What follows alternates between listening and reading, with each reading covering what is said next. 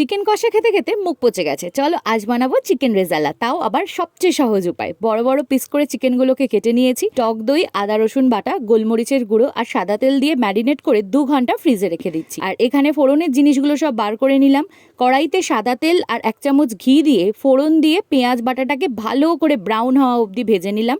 আর তারপর ম্যারিনেট করা চিকেনটা দিয়ে খুব ভালো করে নাড়াচাড়া করে মিডিয়াম ফ্লেমে এই পুরো চিকেনটাকে ঢাকা দিয়ে রেখে দিতে হবে প্রায় 5 থেকে 7 মিনিটের মতো। চিকেন থেকে জল বেরিয়ে এলে ঢাকা খুলে দিয়ে দিলাম স্বাদ মতো নুন, 1 চামচ মতো ঘি।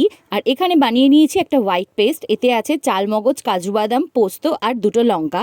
এই পেস্টটা তখনই দেবো যখন 1 প্রস্ত তেল চিকেন থেকে বেরিয়ে আসবে। এবার এই পেস্টটা দেওয়ার পর খুব ভালো করে ঢাকা দিয়ে দিয়ে আস্তে আস্তে কষাতে হবে।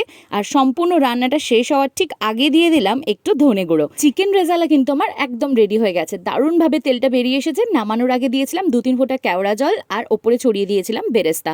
তোমাদের এই সহজতম চিকেন রেজালা রেসিপিটা কেমন লাগলো জানিও কিন্তু।